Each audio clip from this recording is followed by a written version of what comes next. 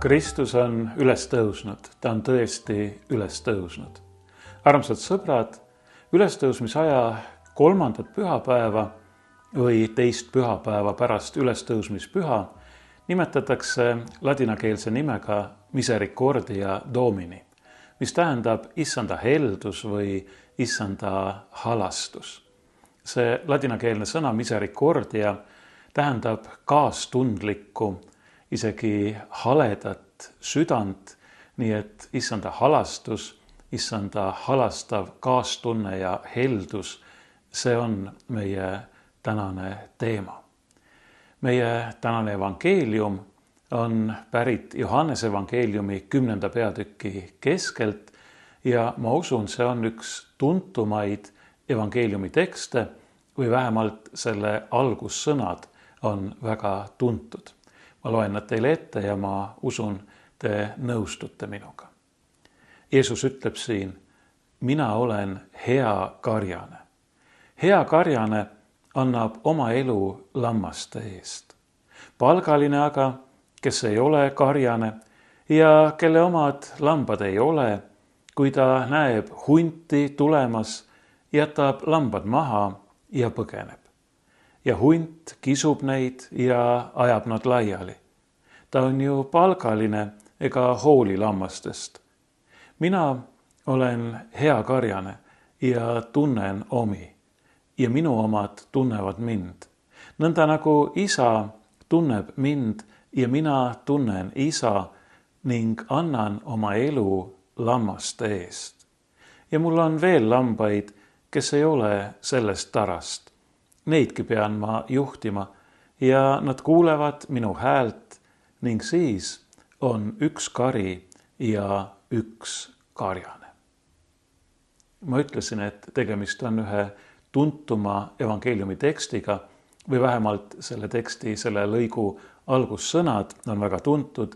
Need algussõnad on mina olen hea karjane. Aga ma alustaksin õigupoolest 2 esimesest sõnast selles lühikeses lauses.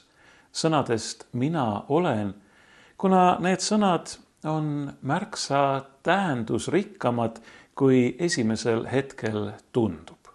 Eks me kõik ütleme ju aeg-ajalt, et mina olen seal või siin või isegi mina olen see või teine, aga kui me mõtleme nendele sõnadele Piibli kontekstis ja Jeesuse suus, siis me võiksime öelda, et need sõnad mina olen on peaaegu et Jumala nimi.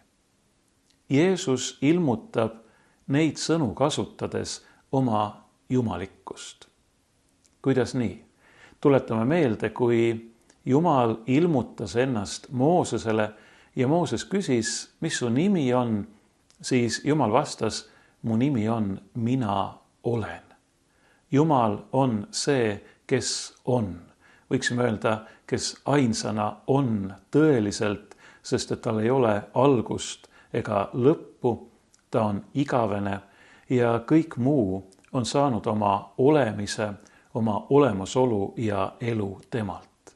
Kõik muu, see tähendab ka meie. Ja siin ütleb Jeesus, ja mitte ainult siin, vaid tegelikult mitu korda evangeeliumis, mina olen. Ja need on sõnad, mis Jeesuse kuulajaid võisid vapustada, rabada ja ka pahandada, sest nagu öeldud, need on peaaegu et Jumala nimi ja Jeesus näib siin ennast samastavat Jumalaga. Meie teame, et ta ongi Jumal, ta on Jumala ainusündinud poeg, kes on meie pärast inimeseks saanud. Ja see oli tegelikult peamine süüdistus, mis talle hiljem juutide suurkohtus esitati. Teda süüdistati ju Jumala teotuses, enda tõstmises Jumalaks. Aga ta mitte ei tõstnud ennast Jumalaks, vaid ta on Jumal. Tegelikult me ju teame, et ta hoopis alandas ennast, saades inimeseks meie pärast, meie päästmiseks, meie taasühendamiseks Jumalaga.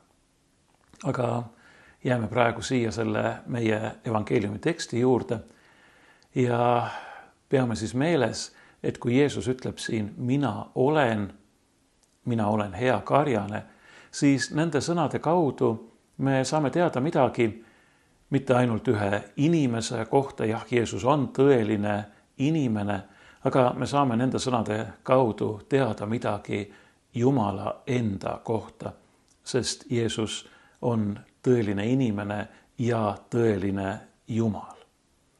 Me saame teada, et Jumal, seesama Jumal, kes on Jeesuses Kristuses meie pärast ja meie õndsuseks inimeseks saanud, ta on karjane. Ta on hea karjane. Või kui tõlgiksime kreeka keelest otse, siis võiksime öelda, see kõlab ehk natuke kohmakalt eesti keeles, aga mulle tegelikult meeldib selline tõlkimisviis. Võiksime öelda, et ta on, Jeesus ütleb, mina olen see karjane. Kreeka keeles kasutatakse siin määravat artiklit, aga sellega see eesti keele seisukohalt kohmakus ei lõppe. Mina olen see karjane, see hea.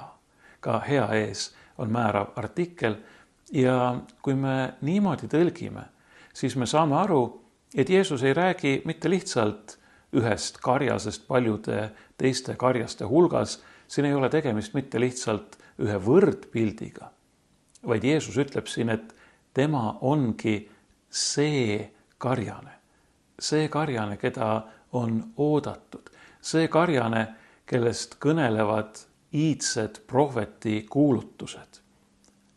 Ja tema on see hea. Ta on karjane, kes on tõeliselt hea.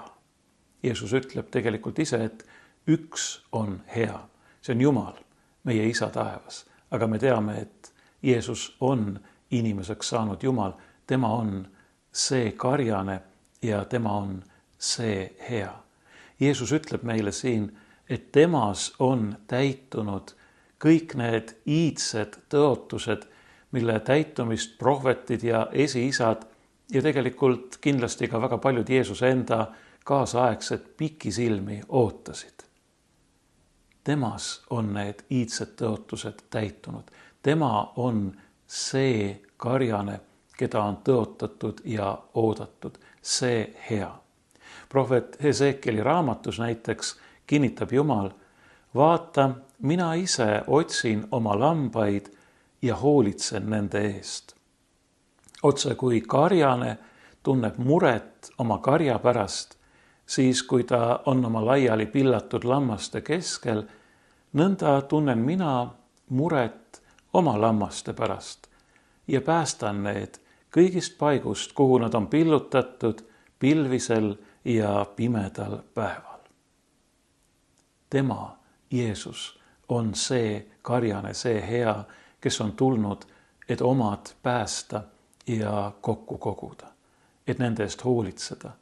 Ta muretseb nende pärast, ta armastab neid, tema süda on täis heldust ja halastust nende pärast, meie pärast. Ma tuletan meelde tänase pühapäeva nimetust või teemat, misericordia Domini, issanda kaastundlik, halastust täis armuline ja helde süda. Aga võime meenutada veel teisegi karjase tekste Vanast Testamendist. Vahest kõige tuntum nende hulgast on ju see. Issand on mu karjane, mul pole millestki puudust.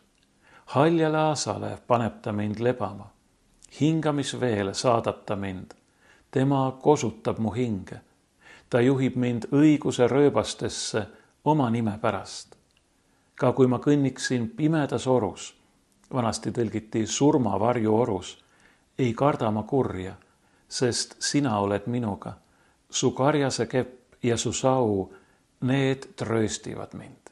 Issand on mu karjane. Aga milline siis on see hea karjane? Hea karjane on see, kes hoolib oma karjast, kes muretseb oma lammaste pärast, nagu prohvet Hesekieli raamatus öeldakse. Hea karjane on see, kes hoolib, et tema karjal oleks piisavalt süüa ja juua ning tõepoolest hoolitseb selle eest. Hea karjane on see, kes vaatab, oma loomade, oma lammaste järele. Ta vaatab, et nad endale viga ei teeks, et nad ennast ohtu ei seaks, et nad ära ei eksiks. Ning kui mõni neist siis on viga saanud või ära eksinud, siis hea karjane otsib teda, toob ta tagasi ja turgutab ning ravitseb teda. Hea karjane kaitseb oma karja röövloomade ja kahtlemata ka vaenulike inimeste eest. Hea karjane elab koos oma karjaga. Ta tõuseb koos oma karjaga üles ja läheb edasi. Ta jääb koos oma karjaga peatuma ja läheb öövarjule. Ta sööb ja joob koos oma karjaga. Ta hoiab oma karjal kogu aeg silma peal. Aga Jeesus ütleb meile siin midagi veelgi rohkemat. Ja me võimegi küsida nende Jeesuse sõnade põhjal, et aga kas isegi väga hea, isegi tõeliselt hea karjane, kas ta peaks minema nii kaugele, et ta sureb oma karja eest? Kas karjane peaks oma karja oma lammaste eest surema? Me teame ju, et tegelikult peetakse karja selleks, et karjalt midagi saada ja viimaks ka nendelt loomadelt elu võtta. See paraku kuulub meie reaalsuse juurde. Kas karjane peaks surema oma lammaste eest nende asemel? On tõsi, et hea karjane ei põgene, kui ta näeb ohtu tulemas. Hea karjane ei käitu nagu vääritu palgaline, kes hoolib ainult iseendast. Aga kindlasti ei saa me ka isegi parimalt karjaselt oodata, et ta oma lammaste päästmiseks oma elu reaalselt ohtu seaks. Et ta tõepoolest sureks nende lammaste eest. Jeesus ütleb, et tema on selline karjane. Tema on selline karjane, kes annab oma elu oma lammaste eest. Tema on see karjane, keda on oodatud, see hea, see tõeliselt hea, kes ongi tulnud selleks, et anda ennast meie eest, sest nõnda on Jumal maailma armastanud. See tähendab, et Jeesus, see tõeliselt hea karjane, on teinud mõõtmatult rohkem, kui ühelt karjaselt iial nõutakse. Ja see mõõtmatult rohkem tuleneb muu hulgas ka sellest, et tema, kes on andnud oma elu meie eest, tema on ju Jumal. Meie aga oleme inimesed, tema loodud. See tähendab, meie lunastamiseks makstud hind ületab lõpmatult meie väärtuse.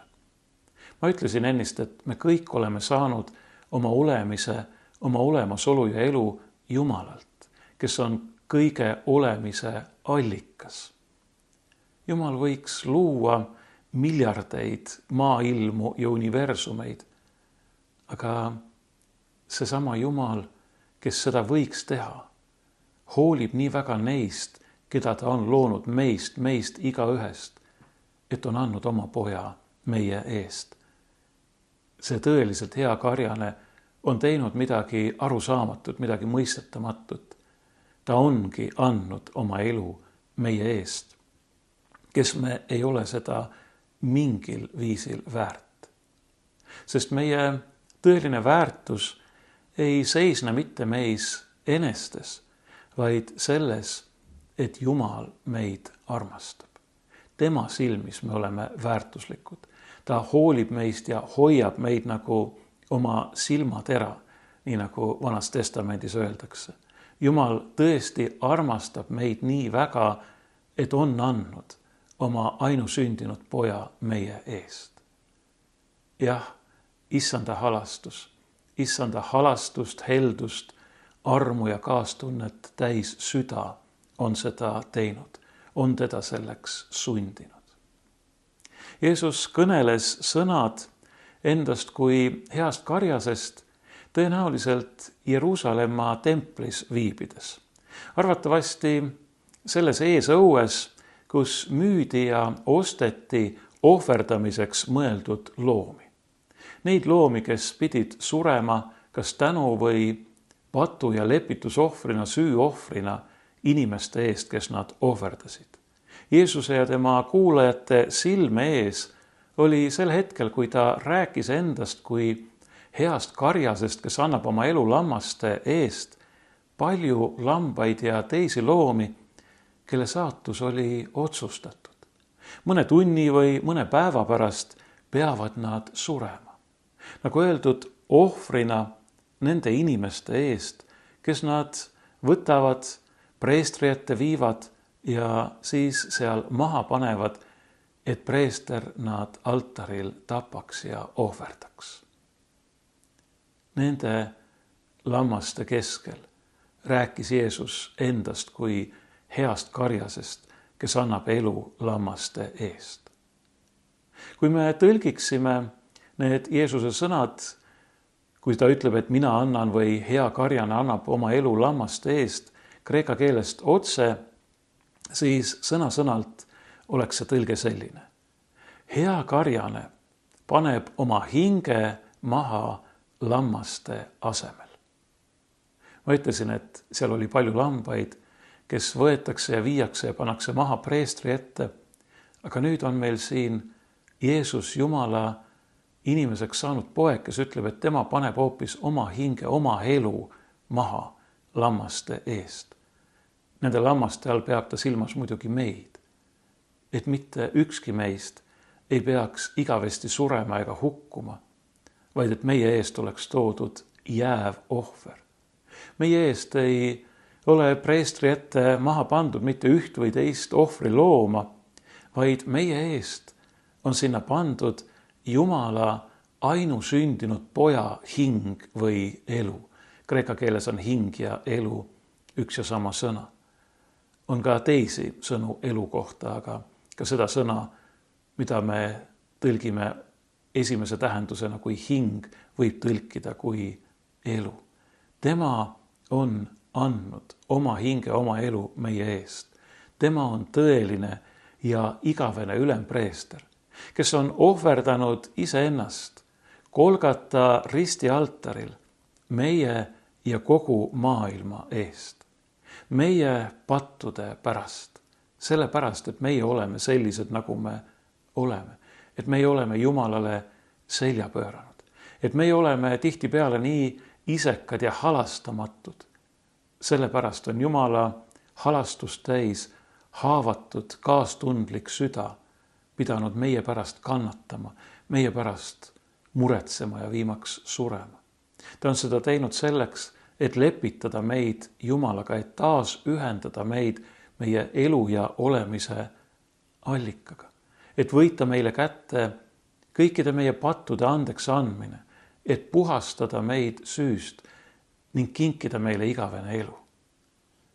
Jeesus Kristus, meie risti löödud ja üles tõusnud issand, on see karjane, see hea, kes ainsana võib tuua meile ja kogu maailmale elu. Jah, kogu maailmale, sest nii nagu ta ütleb, tal on veel teisi lambaid, kes ei ole sellest tarast, needki peab ta juhtima, et oleks üks kari ja üks karjane. Ta on tulnud, et anda oma elu kõikide inimeste, viimase kui ühe, ja see tähendab ka meie igaühe eest. Jeesus on seda teinud. Ta ise ütleb, et ta on tulnud, et meil oleks elu ja oleks seda ülirohkesti. Tema surma ja ülestõusmise läbi on meile kingitud igavese ja tõelise elu kirjeldamatu rikkus. Tema on see karjane, see hea, kelle süda on tulvil halastust, heldust, kaastunnet, muret ja hoolt meie pärast, kes on oma südame avanud meile selleks, et meil oleks seal igavene ja õnnis eluase.